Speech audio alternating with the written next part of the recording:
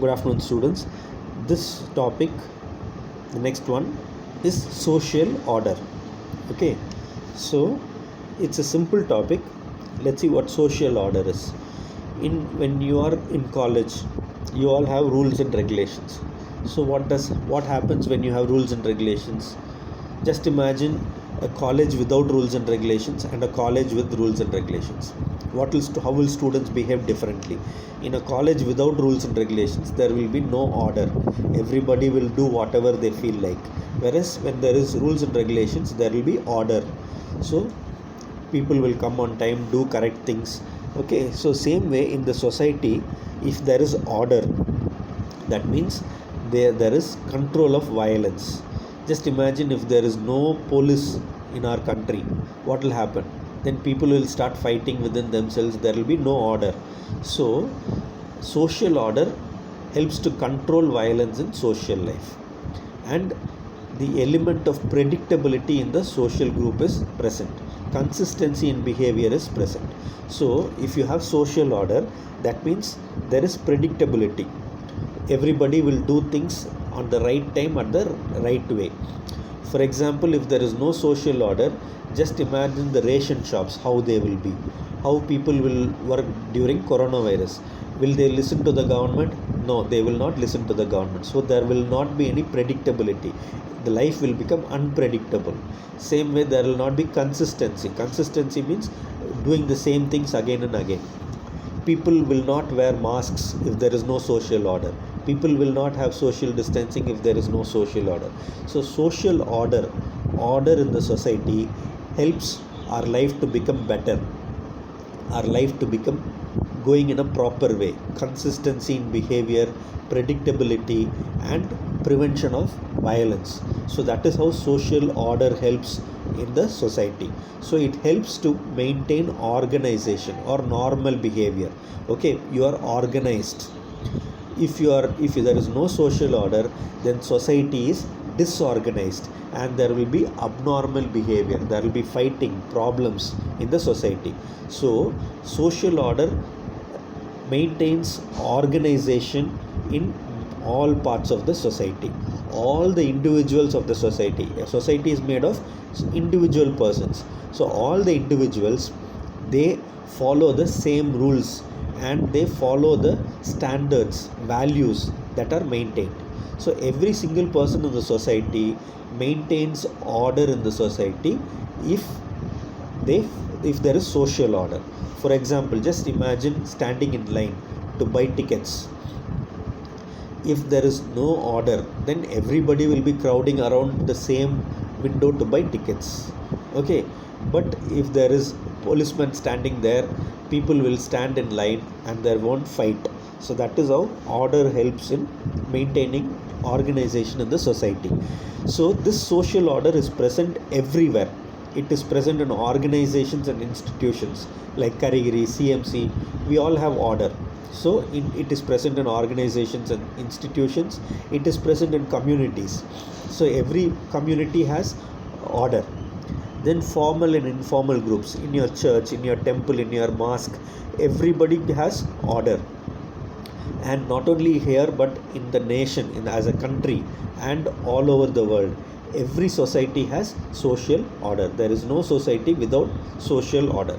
Okay, so this social order, which brings the best behavior or good behavior in people or individuals, is explained by few theories. So let us see what are those theories. First is the coercion theory, as explained by Percy Cohen. Okay, so what is this coercion theory? Coercion means somebody is making others do things by force. Okay, so the theory says that social order is maintained by physical coercion. That is, policemen will beat the people if they do not follow order. For example, during coronavirus, people were told to stay inside their house, stay at home, but you saw a lot of people going on their bike. So what did the police do? They started beating the people, they started giving punishments, and that is called physical coercion. Then the use of symbolic and moral coercion. So you saw some policemen folding their hands and begging the people, please stay in your house, because if you do not stay, we will get this thing. And nurses and doctors wrote in placards saying, you stay at home because we are working for you. So that is symbolic and moral coercion. You are telling the people through symbolic ways and moral ways to make them maintain social order. I hope it's a good example that makes you understand what is coercion. One is physical coercion, by force the police made people to stay at home. The other is moral and symbolic ways in which people tell other people to maintain social order. So here order exists in the society where some people take commands from the others. So the police people, the politicians, they told other people to stay at home. So that was a command, and all the other people stayed at home. So that was the order which they followed.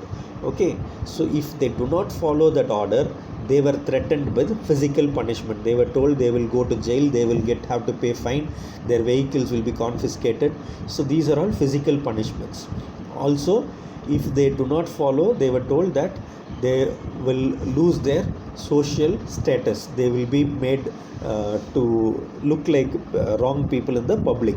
So all the other people, to maintain their social values, they followed the rules and regulations, because if they do not follow, then they will be punished.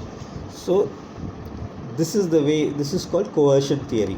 By force or by other ways, some people are told to maintain order by other people.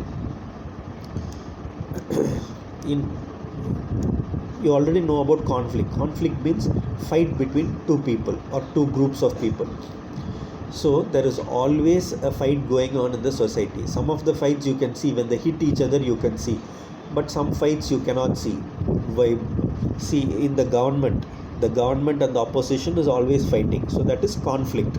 But they do not hit each other, they just argue each other, they put their views in front of the media.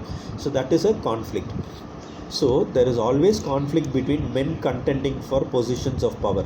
So the people who want to be in power, they are always in conflict with other people. And there is conflict between the powerful and the powerless. That is, the government is powerful, people are powerless. So always we see the people blaming the government fighting with people, finding fault with people. Same way the opposition and the government, the DMK and ADMK will fight, BJP and Congress will fight, because the one group is powerful, the other group is powerless. So that conflict is always there. So during such conflicts, what happens? Disorders can take place. There will be order, but suddenly there will be some fighting going on. And based on this conflict, social change also can occur.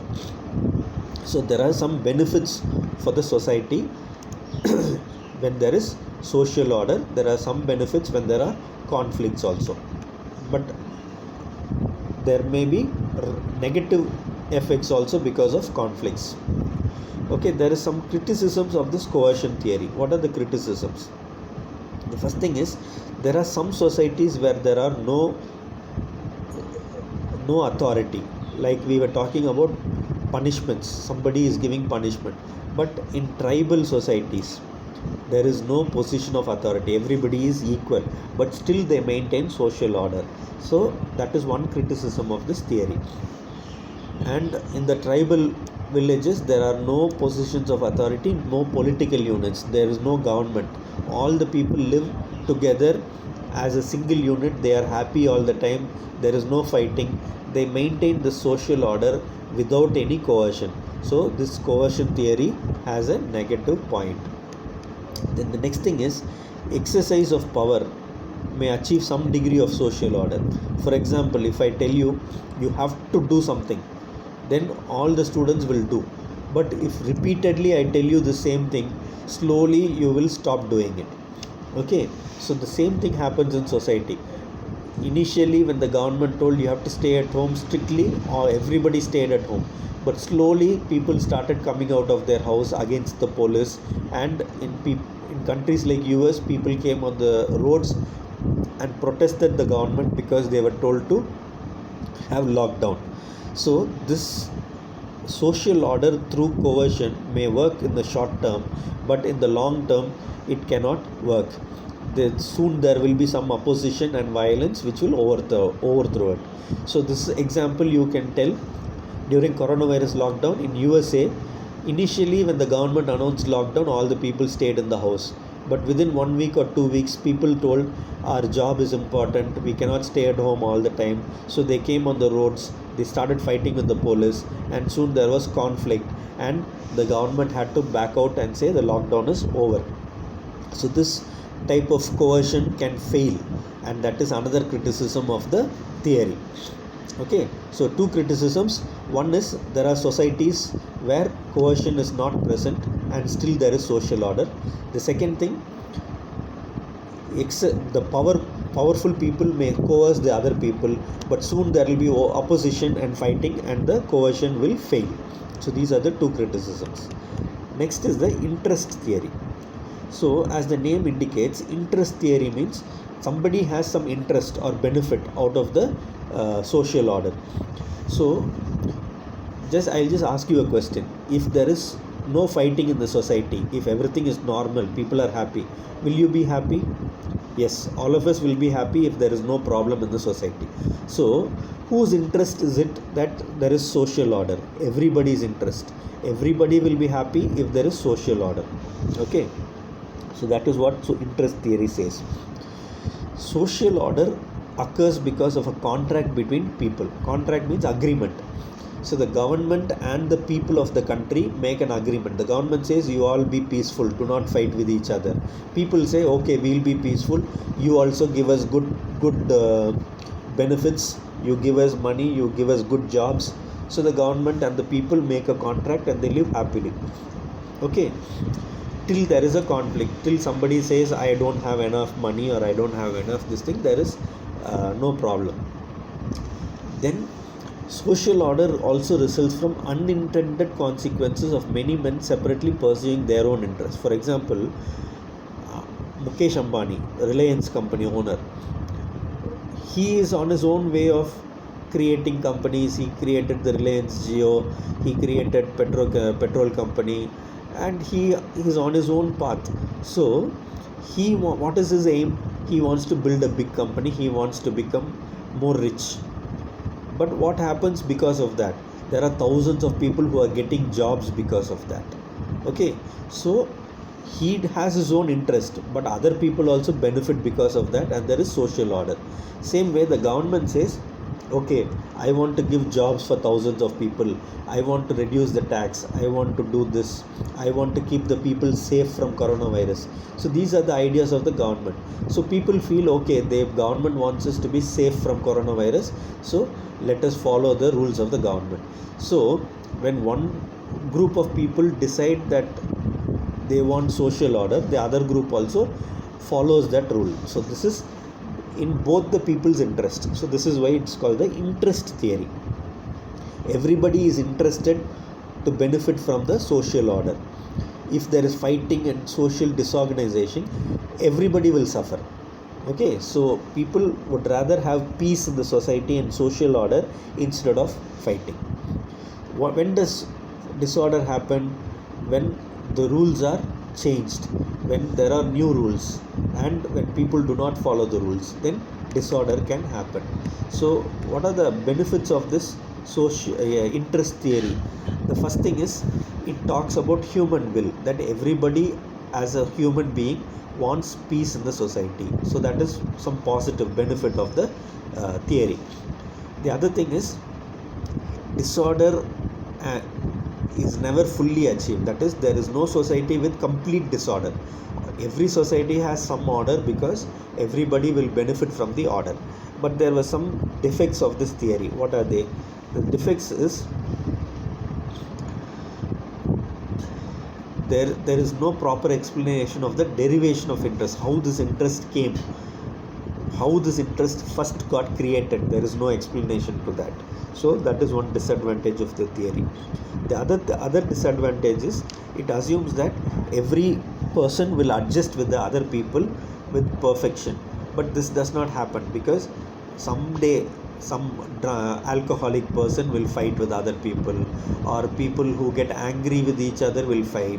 So there will be some sort of disorder in the society. in spite of everybody wanting to have peace. That is why we see that we live in a peaceful society, but suddenly there are murders, suddenly there are fights, riots. So these things can happen. So that is another defect of this theory. There is no 100% order, and some, in spite of the interest that people want to have social order, there can be disorder in the society. Then the next theory is the value consensus theory. Okay, this is again something similar to the previous theory.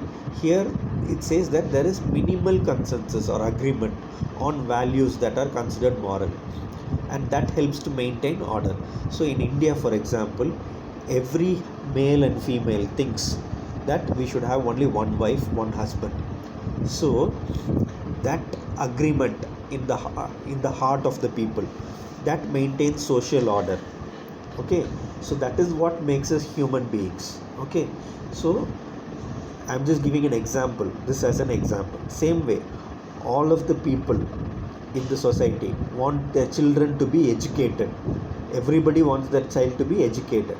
So what they do, they go to the schools and colleges. So that maintains order in the society. So these are all examples. We have our own morals and we follow the morals.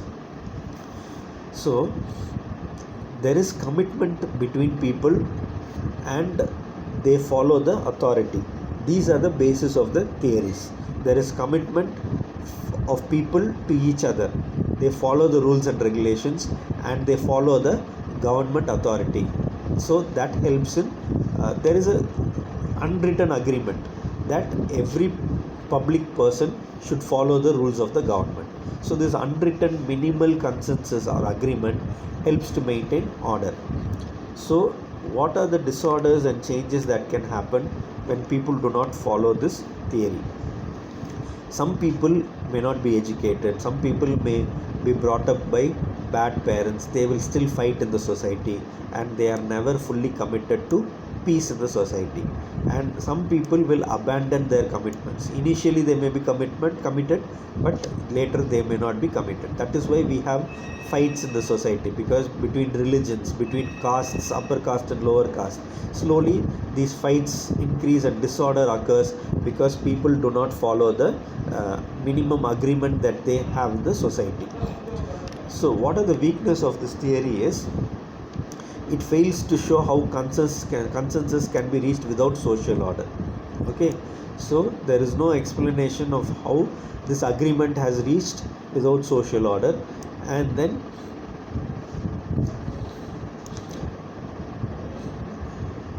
there is consensus among society on desirability of higher living standards. Okay, so people want to have high living standard. Nobody wants to be poor. So everybody wants to have a good standard of living. So this always makes people to do things beyond their capacity. So that prevents the social order sometimes. So if a poor person wants to have a high living standard, they try their best. But if a thief wants to have a high living standard, what does he do? He goes and steals. So that prevents the social order from happening, because he is doing a wrong thing to improve his position. So because of some people who do wrong things in the society, then it can lead to social disorder. So that is the weakness of this theory. The next theory is the inertia theory. Okay, so in this theory there is continuity in the social life. So you all have lived your life for 18 years to 19 years. So there has been only minimal change in your life. Your life has not had any major change. That means all of us in our social life, there is a continuity. So if there is social order, then the continuation of your social life happens. There is no disruption in your social life. For example, if suddenly the government says this coronavirus is the only instance in the last 100 years when we have had disruption in the social life.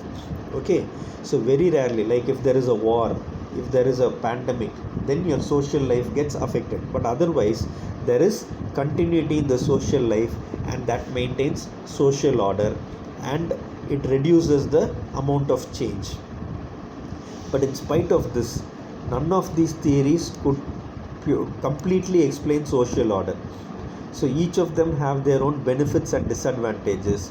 So we can conclude by saying that society and social order is not just maintained by the coercion theory, but not just maintained by the interest theory, not just maintained by the inertia theory, but all these things together, all these theories put together, they maintain the social order. So they maintain social order. So if you get a question in your exam asking what is social order, you have to write what is social order. It is peace in the society, lack of fighting, there is continuity in the society, there is no disruption in life, and people have order. That is social organization. There is no social disorder. That is social order. And social order can be explained by 4 theories. You can write down these 4 theories, what each theory says, and then you can write their advantages and weaknesses, and conclude by saying none of these theories have explained social order properly. So mix of these theories, or all these theories put together, help in explaining social order. Okay, I hope you understood this topic. See you in the next class.